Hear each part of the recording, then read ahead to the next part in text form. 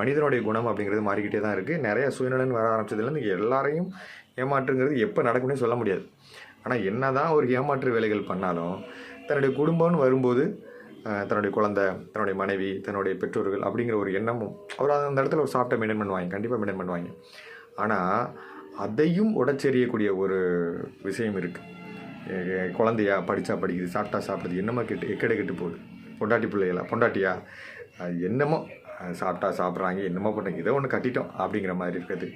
பெற்ற தாய் தகப்பனை கண்டுக்கவே இல்லை. சில பேர்லாம் அடிக்கிற அளவு கூட போகிறது. பெற்ற தாய் தகப்பனை பொண்டாட்டியை கொடுமைப்படுத்துறது, சாப்பிட்டாலும் சரி படித்தாலும் சரி என்னமோ பண்ணிட்டு போகிறாங்க அப்படின்னு சொல்லிட்டு கடனாக வாங்கி அந்த குடும்பமே கெட்டு சீரழிகிற அளவுக்கு பண்ணக்கூடிய ஒரு விஷயம் என்னென்னு பார்த்தீங்கன்னா குடிபோதை. இதை விட ஒரு மோசமாக என்ன இருக்குது சொல்ல முடியும்? அதாவது என்ன தான் தப்பு வெளியில் தப்பு பண்ணாலும் குடும்பம்னு வரும்போது ஒரு சாஃப்டாக இருப்பான்.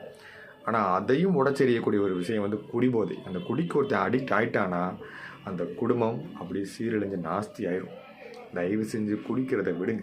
நான் ஒரு சகோதரனாக, ஒரு எனக்கு தெரிஞ்ச அண்ணன், ஒரு என்னுடைய உறவு அப்படிங்கிற முறையில் நான் கேட்குறேன். நம்ம தயவு செஞ்சு குடிபோதையை விடுங்க. எந்த ஒரு போதைக்குமே அடிக்ட் ஆகாதீங்க.